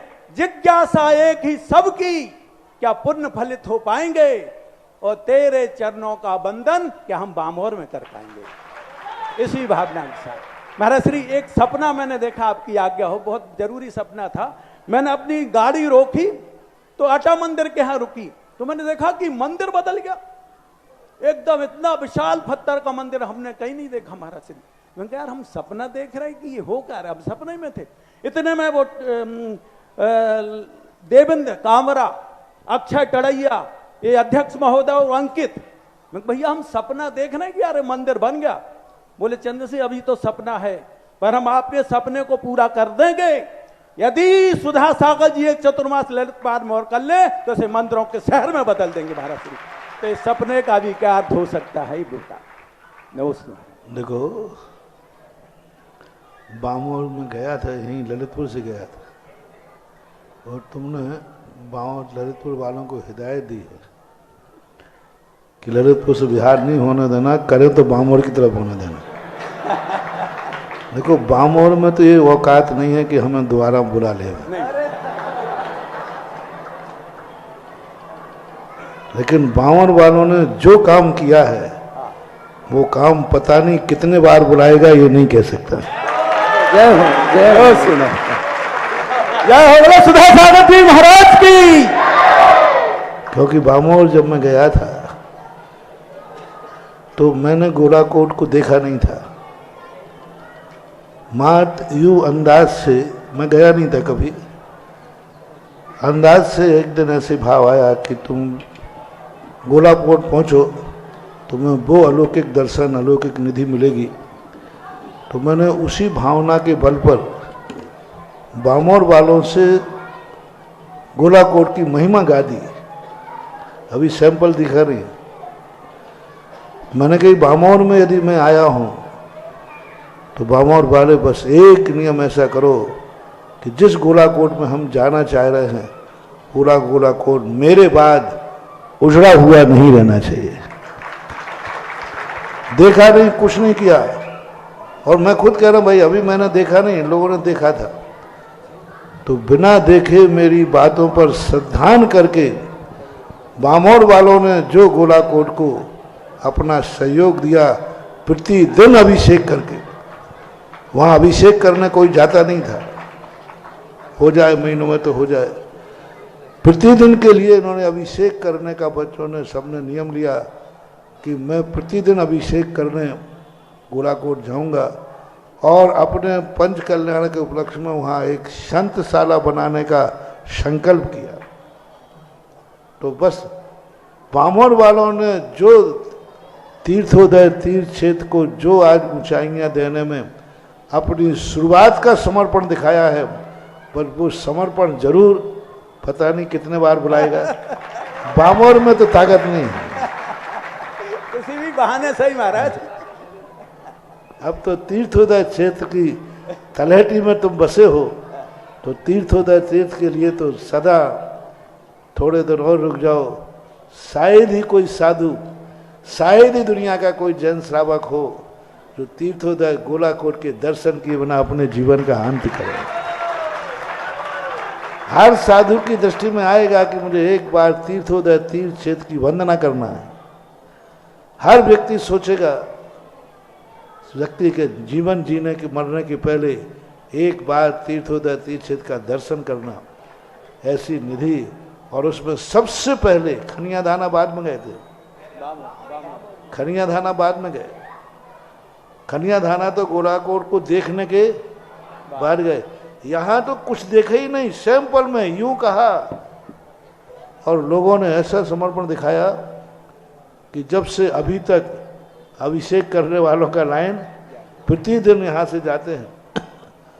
और वहाँ पर तो वो जो तुमने शुरुआत में जो समर्पण दिखाया, और सभी उस समर्पण के बगिया नहीं, और समोषण का बगीचा, बगिया नहीं, समोषण का बगीचा जो आज दुनिया के सामने आ रहा है, वह जरूर, वह बगीचे की पेड़ों की छाया और बगीचे के पेड़ों की सुगंध और उन बगीचे के पेड़ों के फल जरूर बामोर को मिलते रहे। नमस्ते। नमस्ते। जिज्ञासा करें कर्नाटक कागवाड़ से अनीता जी जगनाड़े, और इसके बाद तैयार रहेंगे श्रीमान श्रीपाल जी छतरपुर। कल हमारे बीच में जो कलश गुरुदेव के सानिध्य में वितरित हुए थे, कलश पुण्यार्जक में उनका परिवार नहीं आ पाया था। 21 कलश की राशि से जो उन्होंने मंगल कलश स्थापना की थी, श्री महेंद्र जी विमलेश जी पाली वाले आ जाएं और श्रीफल अर्पित कर आशीर्वाद ले लें। हे गुरुदेव, आपके चरणों में बारंबार नमोस्तु नमोस्तु नमोस्तु। मैं कर्नाटक से हूँ। मेरी एक गलत सोच थी कि मैं आचार्य श्री और आप सभी के आपके संघ से मैं पहली बार क्षमा मांगना चाहती हूँ कि मुझे ऐसा लगता था कि आपका संघ पक्षपात करता है, कि आचार्य श्री ने अपनी संपूर्ण, बोलिए बोलिए, थोड़ा सा पास से बोलिए। आचार्य श्री और आपका सभी संघ, आचार्य श्री ने तो अपनी सभी जिंदगी की संपूर्ण सागर ही उत्तर को लुटा दी, पर एक बूंद भी हमें दक्षिण वालों को नहीं मिली। पर जब मैं आचार्य श्री के दर्शन में या फिर उनकी शरण में जब आई, तब मुझे समझ आया कि दक्षिण और उत्तर में बहुत ही अंतर है, और मैं इसके लिए क्षमा चाहूँगी। और अगर आप आशीर्वाद करें तो दक्षिण भी उत्तर जैसा अवश्य बनेगा है गुरुदेव। और मेरी जिज्ञासा यह है कि मैंने देखे है कि हमारे यहाँ दीक्षा के पूर्व में अच्छा सा मुहूर्त निकालकर वो हल्दी वगैरह या फिर उन्हें गजरत पेर या महोत्सव लगाते हैं, और आर्यिका जो होती है उनको श्रृंगार करके फिर उतार के दूसरे दिन या अच्छे से मुहूर्त देखकर दीक्षा दी जाती है। जबकि वैराग्य तो शरीर संसार से विरक्त होने पर उत्पन्न होती है, तो फिर ये विधि किस लिए है, और इस विधि के बिना क्या दीक्षा संभव नहीं है? एक 8-10 दिन पहले भी ये प्रश्न आया था। मैंने कहा था कि आगम में ऐसी कोई ऐसा कोई उल्लेख नहीं कि दीक्षा के पहले मेहंदी लगना चाहिए, उपटन रखना चाहिए, ऐसा कोई भी उल्लेख नहीं, कोई चर्चा भी नहीं है। ये होता भी नहीं था पहले, अभी कुछ सालों से चला। हम लोगों की जब दीक्षा हुई उस समय, उस दिन आचार्य श्री ने हम लोगों को स्नान करने के लिए मना कर दिया। उन्होंने कहा था केशरों की जो राख छपी रहती है इसको भी धोना मत, पहुँच लेना बस, और कुछ भी नहीं, सीधे जाकर के सामायिक से उठे, सीधे स्टेज पे पहुँच गए थे। सही दीक्षा है तो वही है। अब आजकल ये चल रहा है, मैंने पहले ही कहा कि मैं निषेध कर नहीं सकता, लेकिन आगम में किसी पन्नों पर ऐसी कोई व्यवस्थाएं, ये सब लिखा नहीं है, कहीं हुआ नहीं है, होता नहीं है। क्यों हो रहा है अब इसके लिए मैं ज़्यादा बोल नहीं सकता, क्योंकि सब चलता आ रहा है, चल रहा है तो ठीक है। लोग कहते हैं इससे प्रभावना होती है, इससे प्रभावना होती है। पता चलता है एक दिन एक महाराज को ऐसे ही हुआ, उनकी दीक्षा थी, नाम नहीं बताऊंगा, खूब लोगों ने सोना चांदी पहनाया, खूब बनोड़ी निकाली, खूब लोगों ने, उनकी दीक्षा हो गई। दीक्षा होने के बाद बिहार हुआ, डाकू गिरोह ने उनका पीछा किया, फिर रास्ते में चलते चलते लघु संज्ञा गए, उनको पकड़ लिया, बोले वो माल दो जो तुम्हें चढ़ा था। उन्होंने बहुत बताया कि भैया हम तो ऐसे रह गए थे, बोले नहीं तू झूठ बोल रहा है, वो माल पता कहाँ है, क्योंकि साधुओं को जो चढ़ता है वो साधुओं के पास रहता है। अब वो बचा नहीं पाए, इतना मारा उनको और पीट करके कुएं में पटक दिया। कुएं में पटक गया, संघ वहां पहुंचा तो बोले महाराज तो फलाने महाराज तो आए ही नहीं। 3 दिन तक ढूंढते रहे, और ऐसे कुएं में पटका जिसमें सीढ़ियां नहीं थी। तो कंगनी होती ना, वो कंगनी उस कंगनी को पकड़ करके 3 दिन रात तक वो महाराज उस कुएं में बैठे रहे।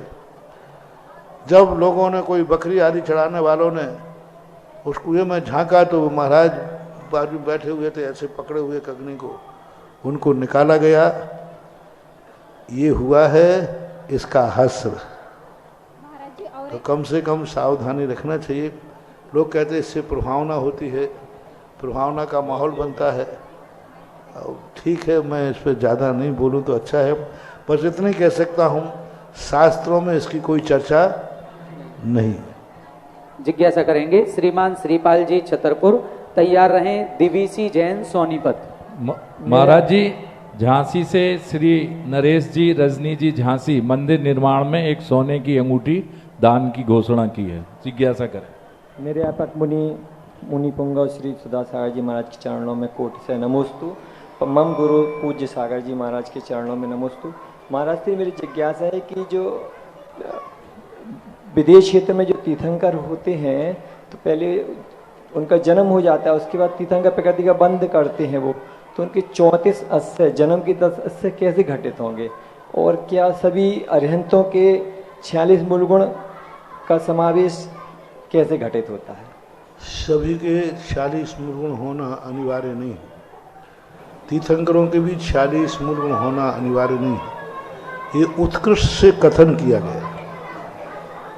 जो दीक्षा लेने के बाद या जन्म के बाद तीर्थंकर प्रकृति का बंद करते हैं, उसी भाव में उनके 2 कल्याण के बाद आ सकते हैं, तो उनमें जन्म के 10 अतिशय नहीं होंगे, जन्म की स्थितियाँ घटित नहीं होंगी। जन्म से उनको अतुल बल नहीं मिलेगा। जन्म से उनके जो संस्कार होते हैं, जो शक्तियाँ होती हैं, वो उनको नहीं होगा। लेकिन जैसे वो केवल ज्ञान प्राप्त करेंगे, तैसे सब कुछ मिल जाएगा। दीक्षा तक कोई बात नहीं।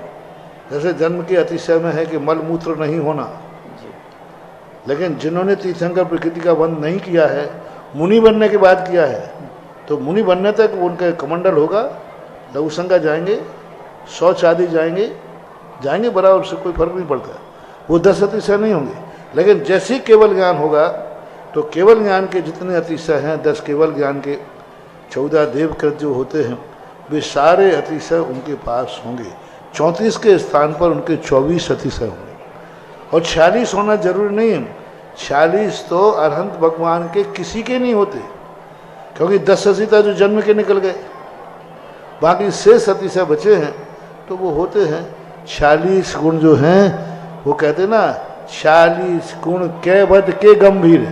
ऐसा एक पूजा में कुछ आया है, ये 46 गुण तो कहवत के हैं, कहने में आते ऐसा। नमोस्तु महाराज श्री, नमोस्तु नमोस्तु।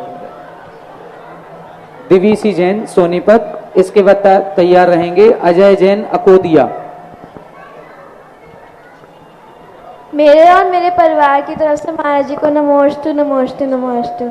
महाराज जी, मेरा प्रश्न ये है, जैसे हमने कोई पाप करा, उसके बाद हमें महसूस हो कि हमने पाप करा, उसके बाद हमने पुण्य करा, तो क्या हमें उस पाप का उदय मिलेगा? क्या बोलो? पुण्य की पाप किया फिर पुण्य किया? बोलो फिर से बोलो।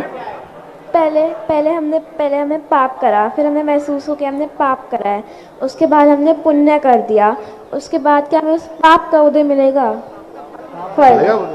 जितना तुमने गलत किया उतना गलत मिलेगा, जितना सही किया उतना सही मिलेगा। ये तो कॉपी है। कॉपी में 5 क्वेश्चन आए, 2 क्वेश्चन गलत किए तो कम नंबर मिलेंगे, 2 सही किए तो सही मिलेंगे। तो पाप किया उसकी सजा तो मिलेगी, बराबर मिलेगी। इसके बाद जिज्ञासा करेंगे श्रीमान अजय जैन अकोदिया, और इसके बाद तैयार रहें श्रीमती निर्मला जी पांडे, और साथ में जिज्ञासा करेंगी श्रीमती सौम्या जी। एक साथ जिज्ञासा एक ही करेंगे।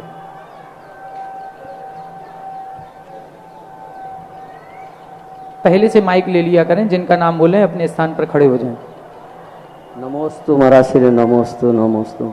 महाराज श्री, मेरी बहुत बड़ी समस्या थी और मैंने चांदखेड़ी में आपके द्वारा शांति धारा करवाई थी और मेरा काम पूर्ण हो गया, मतलब अच्छे से। जिज्ञासा क्या आपकी? महाराज श्री, अगर कोई ब्रह्मचारी 7 प्रतिमाधारी अपने घर में पूर्ण जैसे पूरे तरीके से और उनकी संलेखना समाधि संलेखना होती है तो उनको क्या गति मिलती है?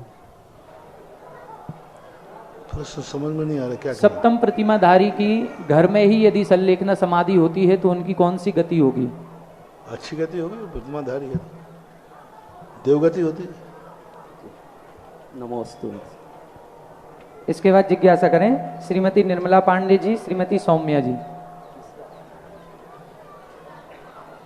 एक मिनट, माइक इनको दे दें।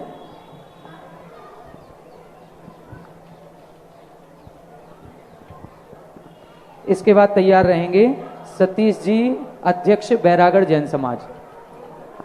जय काला गुरुदेव का, जय गुरुदेव। देखिए ऐसे मत करें, समय खराब नहीं करें। दोनों महाराज जी के चरणों में कोटि सा नमोस्तु।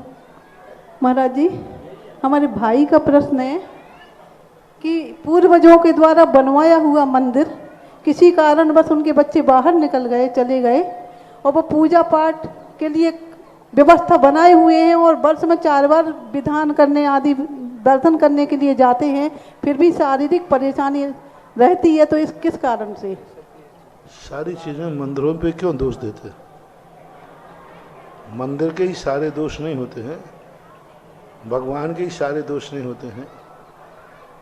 भगवान और मंदिर से हट करके तुम लोग कितने कर्म करते हो, वो हिसाब किताब कितना है? मंदिर तो कितनी देर आते हो, घंटे, आधे घंटे, 24 घंटे क्या करते हो? तो सारी चीज़ों में मंदिर ही कारण नहीं है, कुछ और भी कारनामे होते हैं जिन कारणों से परेशानियां आती। नमोस्तु महाराज। इसके बाद जिज्ञासा करेंगे सतीश जी, अध्यक्ष जैन समाज बैरागढ़। तैयार रहेंगे विजय जी धुर्रा, दर्शनोदय तीर्थ क्षेत्र कमेटी। हेलो। महाराज श्री के चरणों में नमोस्तु नमोस्तु नमोस्तु। महाराज जी, मेरी एक जिज्ञासा थी, यदि मंदिर में जगह कम हो और हम लोग निर्माण महोत्सव वगैरह धर्मशाला में मनाएं भगवान जी विराजमान करके, तो क्या ये ठीक है? ठीक है, कोई बात नहीं। नमोस्तु नमोस्तु। जिज्ञासा करेंगे भाई श्री विजय जी धुर्रा जी, दर्शनोदय तीर्थ क्षेत्र कमेटी से।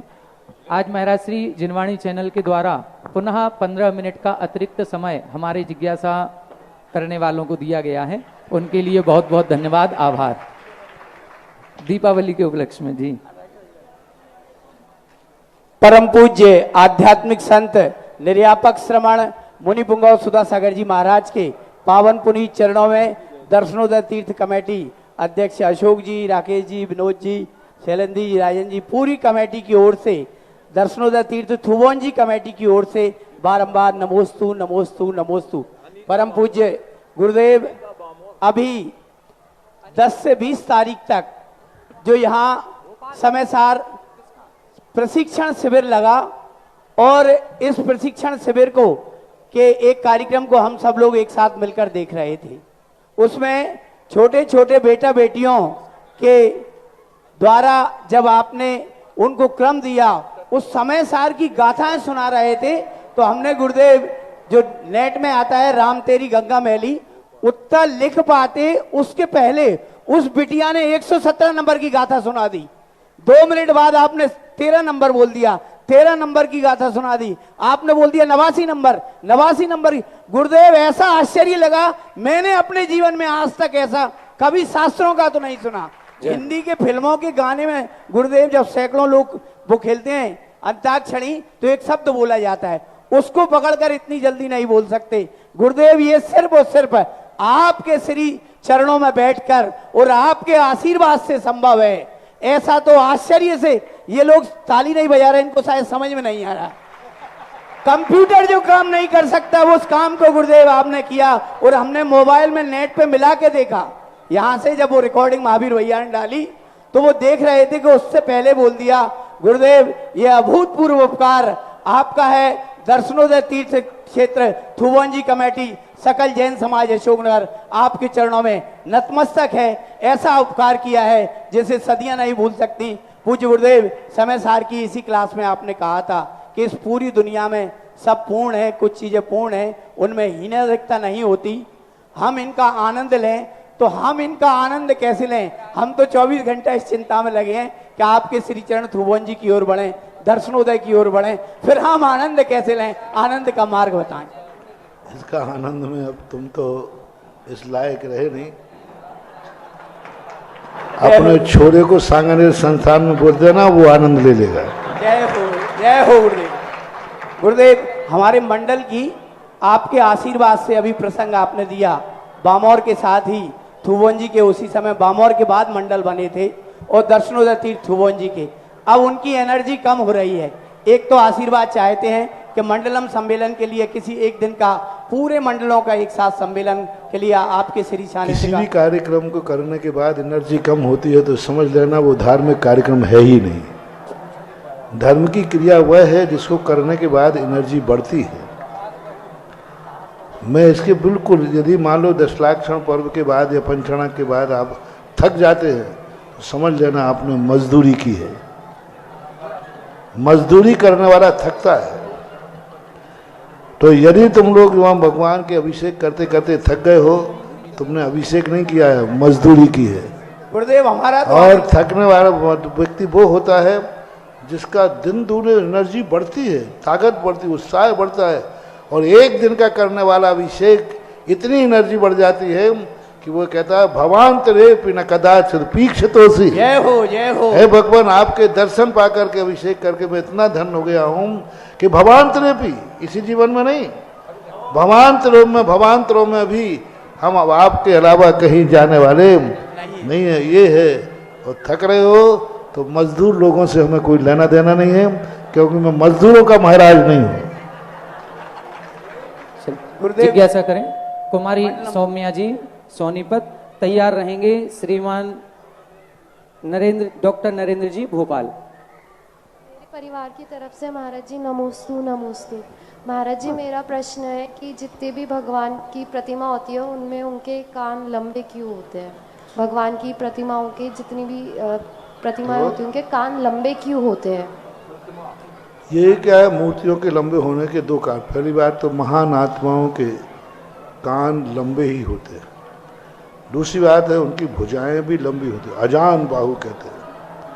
तो एक ज्योतिष शास्त्रों के अनुसार ये शुभ माना जाता है। दूसरा कारण इस मूर्तियों को बनाते हैं कि वो लंबे कान वाले इसलिए क्योंकि वो कंधे तक शिल्प के अनुसार कान एक इतना बारीक स्थान है कि टूटने की संभावना ज़्यादा रहती है, क्योंकि मूर्ति में शिल्प में बनाते बनाते कान बहुत पतला हो जाता है।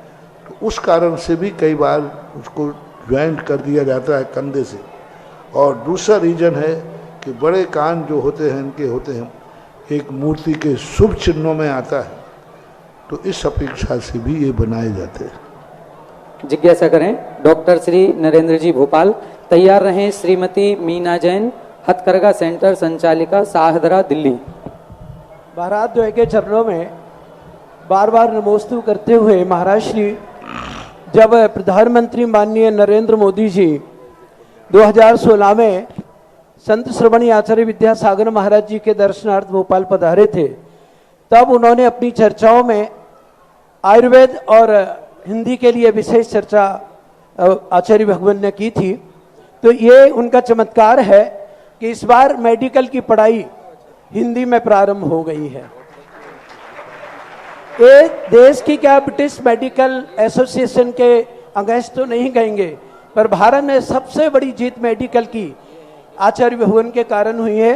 दूसरी बात, मध्य प्रदेश के जितने भी मेडिकल कॉलेज हैं उनमें आचार्य भगवान के प्रेरणा से कहें या उनके चमत्कार से कहें, इस बार धन्वंतरी जयंती 13 जो धन्वंतरी भगवान है आयुर्वेद के मानते हैं, हालांकि हम लोग तो ऋषभदेव भगवान को मानते हैं। पूरे मेडिकल कॉलेज में धनतेरस को आयुर्वेद के जनक धन्वंतरी की पूजा हुई है। आपको पता है, आपके आशीर्वाद से और आचार्य भगवान की प्रेरणा से मजबूरी में और मांसाहारी दवाइयाँ जो वृद्धि करते हैं उनके लिए हमने पूरा का पूरा विकल्प शाकाहारी दवाइयों का दिया है, ताकि व्रतियों के पूरे संरक्षण हो सके। एक बात और, समय बहुत कम है, उस बात के लिए हमने काफी शिविर लगाए हैं, आपका आशीर्वाद चाहेंगे। जिज्ञासा यही है कि कैसे देश भर में खासकर जैन समाज में इस बात के लिए हम सोच पैदा करें कि वो आयुर्वेद यानी भारतीय चिकित्सा पद्धति में अपना श्रद्धा और विश्वास करें। नमोस्तु भगवान। है आज जो है आकर्षण का जमाना, आज तुरंत रिलीफ का जमाना। लोग साइड इफेक्ट को नहीं देख रहे, तो कहते हैं कि हमारे लिए जो बुखार था, देखो एक इंजेक्शन लगा हम ठीक है। अब वो इंजेक्शन कितनी चीज़ों को डैमेज कर रहा है अंदर जाके, उसकी तरफ नहीं। मैंने अभी विज्ञान के ऊपर बोला था, विज्ञान एक दिन तुम्हें इन आकर्षणों को देकर उस कगार पर खड़े कर देगा जहाँ से तुम लौट नहीं पाओगे, विनाश की कगार पर। तो अब धीरे धीरे लोग समझ रहे हैं, आयुर्वेदिक की तरफ लौट रहे हैं। हमने बड़े बड़े अच्छे अच्छे डॉक्टरों को देखा जो सर्जन हैं। उनसे एक राजस्थान में एक सर्जन थे, बिना नाम नहीं बताते हैं। उन्होंने कहा महाराज जी हम सर्जन है, एलोपैथिक दवाइयाँ देना हमारा धंधा है, व्यापार है, लेकिन हमने अपनी ज़िंदगी में कभी एलोपैथिक दवाई नहीं खाई, सदा आयुर्वेदिक ही खाता हूँ। मैंने कहा देते क्यों? बोले महाराज ये मेरा व्यापार है, आजीविका है। तो लोग आ रहे हैं। आयुर्वेदिक में सबसे बड़ी चीज़ है कि एक रिस्क मेंटेन नहीं हो पा रहा है, गारंटी नहीं दे पा रहा है। जो एक एलोपैथिक में लोग अपने आप में एक ऐसा विश्वास उन्होंने बना लिया है, आयुर्वेदिक में सबसे बड़ा विश्वास की स्थिति है और शोध कम है, उनके शोध है उस पर, वैज्ञानिक लोग लगे हुए हैं और उन्होंने एक इतना बड़ा अपना जाल बिछा रखा है वो स्थितियां हमारे यहाँ नहीं बन पाती है। जो आयुर्वेदिक जिस ढंग से पहले चलता था, आज उसका प्रैक्टिकल रूप नहीं हो पा रहा है। आज भाषा नहीं बन पा रही वो, आज की भाषा में हम सामने वाले को समझा नहीं पा रहे। एलोपैथिक वाला समझाता नहीं है, वो कहता क्या तकलीफ, बोले सिर में दर्द, खाड़ी गोली ना 10 मिनट बाद बताना। हाँ बिल्कुल ठीक है, बिल्कुल ठीक है, गायब हो गया। ऐसा हम नहीं कर पाते। हम कहते अभी गोली खाना, कल का उपवास करना, कल का उपवास करना, ये चीज़ें नहीं खाना, फिर तीसरे दिन वो कहता तीसरे दिन तक तो। पर वो ये नहीं समझ पा रहा है कि इन्होंने 5 मिनट में दिमाग तो ठीक कर दिया, लेकिन पता नहीं दिमाग की कौन सी नस को डैमेज कर दिया।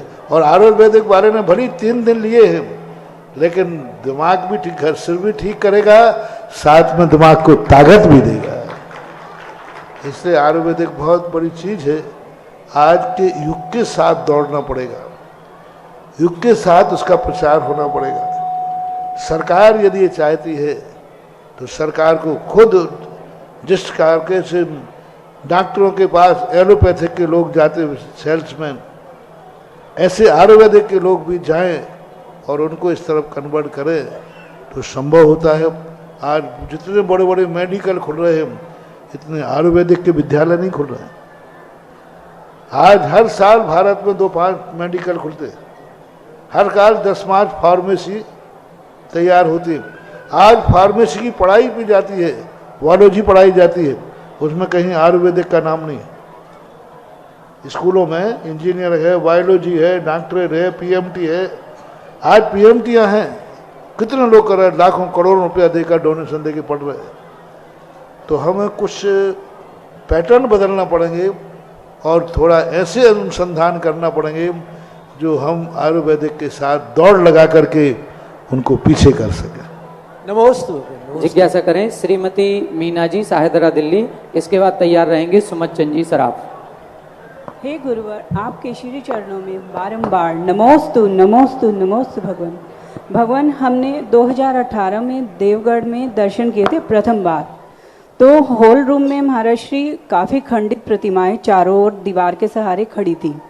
तो उस समय मैं, बेटे ने बाहर के दर्शन किए थे और उस समय मैं अकेले ही अंदर रूम में थी। तो वहाँ हॉल रूम में महाराज श्री जब देखा खंडित प्रतिमाएं तो दुख भी बहुत हुआ।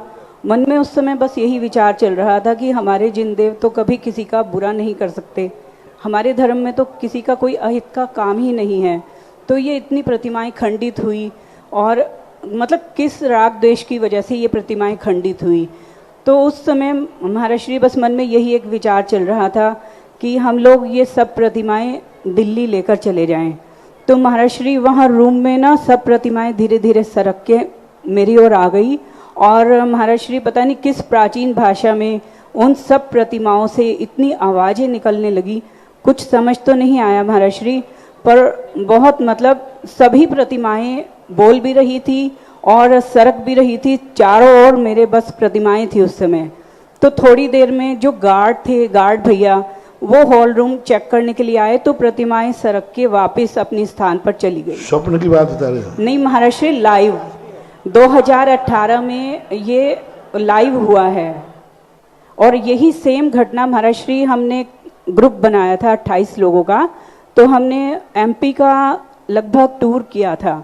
तो पचराई जी में भी हैं, मंदिर के पीछे ही खड़ी हैं ऐसी काफ़ी प्रतिमाएं, तो वहाँ भी यही आंखों में आंसू भी आए और यही भाव बना।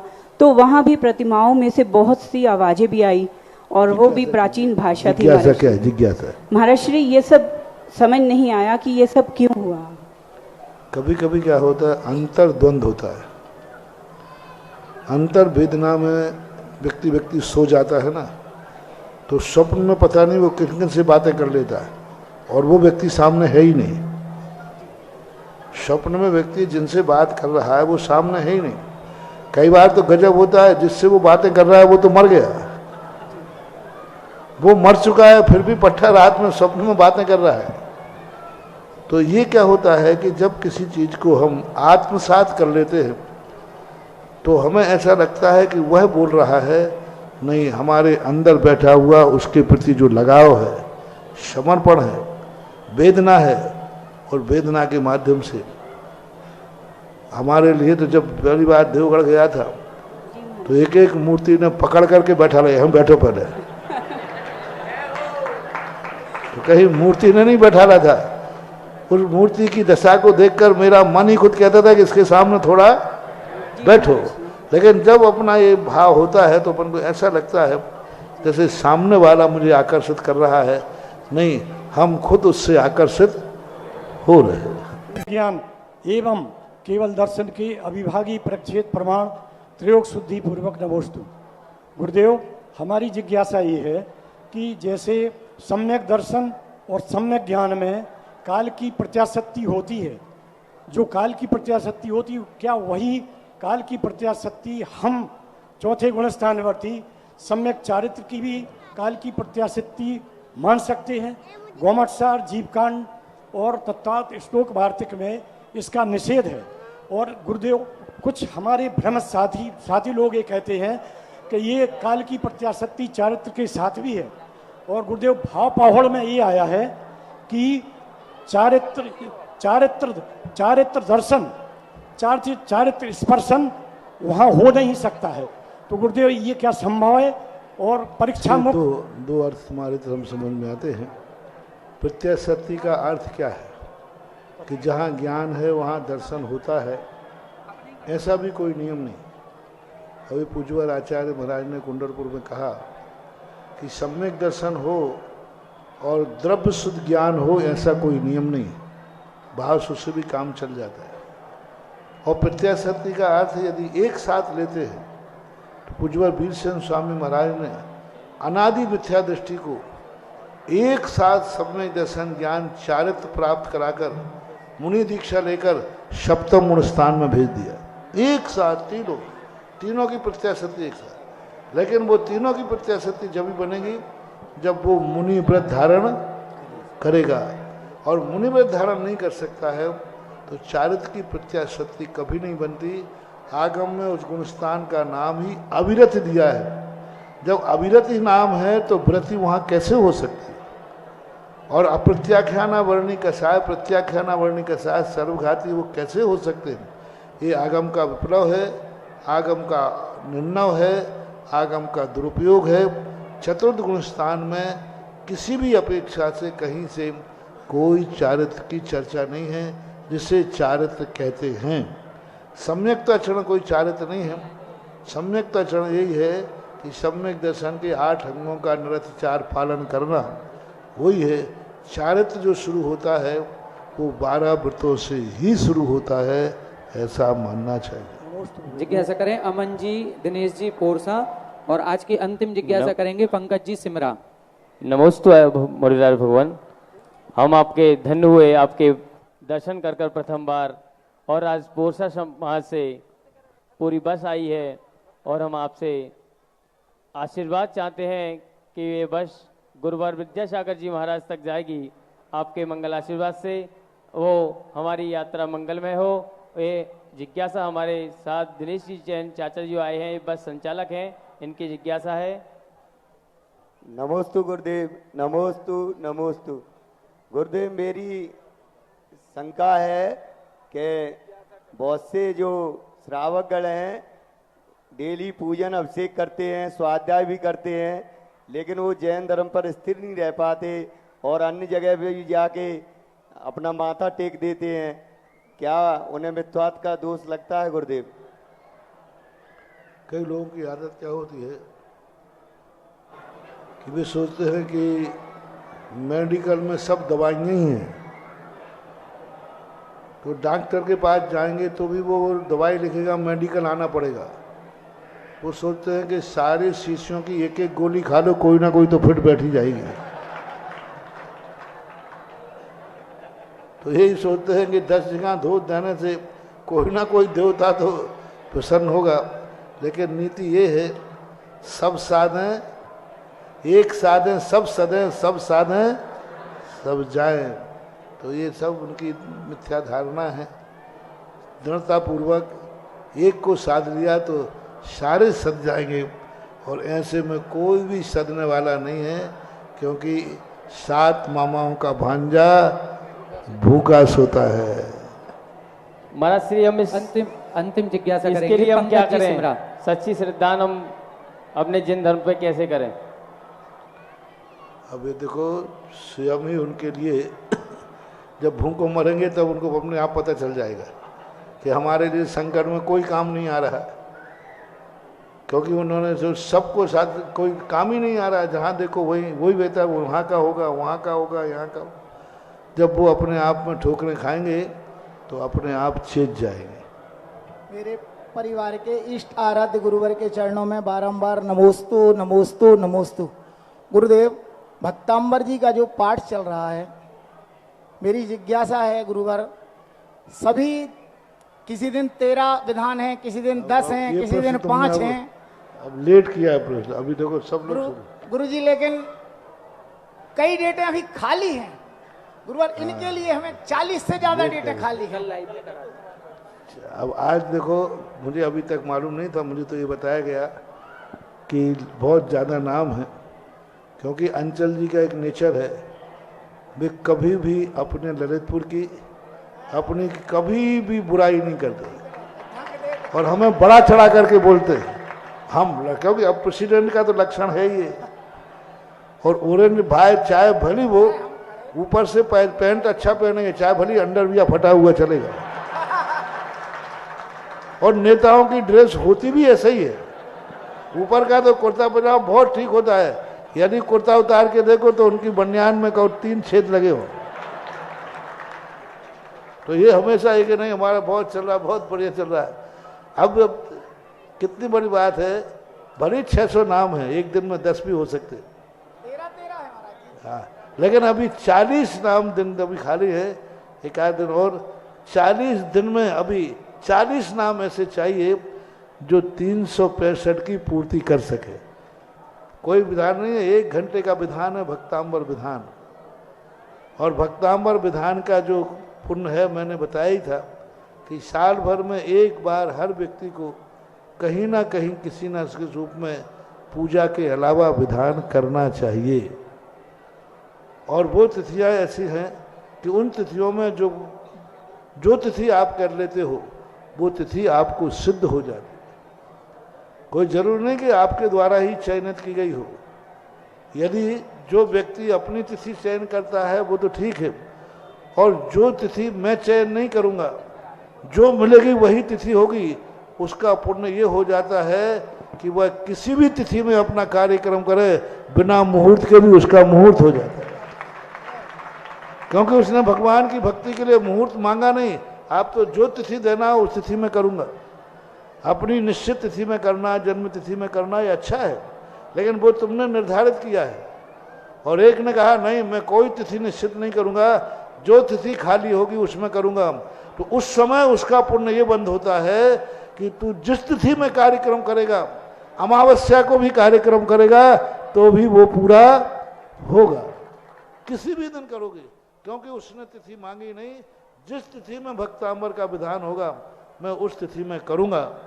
तो ऐसी तिथियों के लिए भी आप लोग ये चाहें कि नहीं हमारा काम मुहूर्त में हो, ऐसी तिथियों में काम करो जिसमें जिस तिथि में तुम्हें जो काम करना पड़े, मुहूर्त ना देखना पड़े, तुम करोगे वही मुहूर्त हो जाएगा। तो ऐसे लोग भक्तांबर के जो अभी नहीं हुए, यहाँ इतनी बड़ी समाज में इतना 600 नाम भी कोई बड़ी चीज नहीं है। अब आप लोगों को 40 नाम ऐसे चाहिए परिवारों के, जो कि एक दिन जो तिथि यहाँ से दी जाए उस तिथि में भक्तांबर करना है। जिन्होंने अपने मन की तिथि ले ली है वो भी द्वारा तिथि लेवे, लेकिन वो तिथि मैं घोषित करूंगा जिस तिथि में तुम्हें विधान करना है। अभी तक तो तुम्हारी तिथि थी, अब मैं तिथि दूंगा, इस तिथि में विधान करो। और गुरु के मुख से जो तिथि निकलेगी उसका तो मजा कुछ अलग ही हो। तो ऐसे 40 नाम आप लोग खड़े हो जाए जिनकी तिथि मैं दूंगा। गुरुदेव को वचन सिद्धि है और गुरुदेव ने जो बात कह दी निश्चित रूप से फलदायी होगी। अभी तो आपने अपने मन से लिया। 40 नाम ऐसे चाहिए जिनकी तिथि मैं दूंगा और मैं इसी मंच से घोषित करूंगा कि ये तिथि इनको दी जाती है। और वो तिथि देखना आपके लिए कैसे सिद्धिदायक होती है। अभी तो आपने मन से तिथि ली है, अब मेरे मुख से तिथि लेना उसका एक अलग रूप है। खाली विधान में महाराज जी हमारे नरेश मयूर जी हमेशा करते रहते हैं। बाकी अब जो गुरुदेव जो तारीख देंगे जिसको निश्चित रूप से फलदायी होगी, विधान तो हमारे पास 650 हैं साल। अब आप सब पंकज को नाम लिखा दें जी, और अपन एक दो दिन में सब बोल दें। आप सभी अपने अपने नाम लिखवा दें, कल आपके नामों की घोषणा कर पंकज के लिए नाम लिखा दें। तारीख महाराज जी से ही घोषणा करा देंगे, आप नाम लिख के दे दें। श्रीमान सुरेश चंद जी सैदपुर परिवार, श्रीमान जिनेन जी गदियाना परिवार, श्रीमान अभय जी साड़ूमल वाले परिवार, आप लोग अपने नाम दे दें, कल सबके नाम की व्यवस्थित घोषणा हो जाएगी। आज की आरती के पुण्यार्जक श्रीमान सुशील जी, अभिषेक जी, पारस ज्वेलर्स, सोनीपत वाले परिवार, और कोई आरती सौभाग्य 5100 रुपए एक, 5100 रुपए दो। जिनको भी गुरुदेव की आरती करनी हो, मात्र एक पुण्यार्जक, 5100 रुपए एक, 5100 रुपए दो। जिसके भी भाव हों 5500, 5500, 5500, 55, 6100, 6161, 6161, 6161, 1, 2, 2.5, 7100, 7171, 81, 81, 81, 81। आज का परम सौभाग्यशाली दिन 81 से 81, 1, 2, 2.5, पौने 3 और ये 3। अजय भैया नाम दे दें।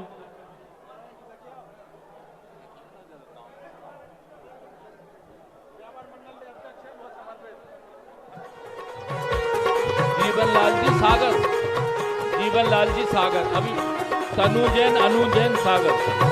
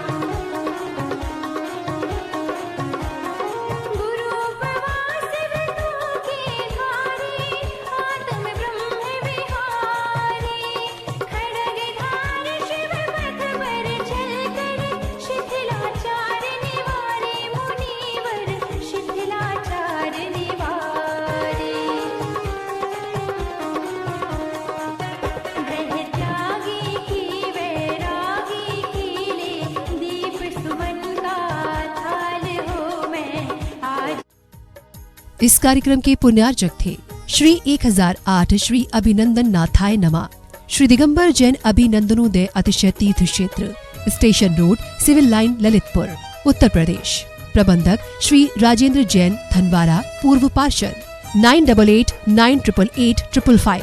प्रबंधक श्री मोदी पंकज जैन, वरिष्ठ पार्षद 9450037469। अंतर्गत श्री दिगंबर जैन समाज पंचायत समिति रजिस्टर्ड, ललितपुर, उत्तर प्रदेश।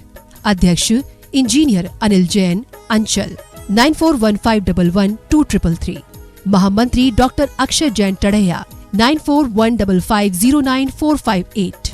Senior manager Sharad Kumar Jain, Malaya 7080732808। Bank का नाम सेंट्रल बैंक ऑफ इंडिया, शाखा SVJ inter college, Lalitpur, Uttar Pradesh 284403। खाता नाम श्री पार्श्वनाथ दिगंबर जैन अतिशय क्षेत्र, क्षेत्रपाल मंदिर, स्टेशन रोड, ललितपुर। खाता क्रमांक 5269974732। IFSC code CBIN 0283297। आपके द्वारा दिया गया दान 80G एवं 12A में आयकर मुफ्त रहेगा।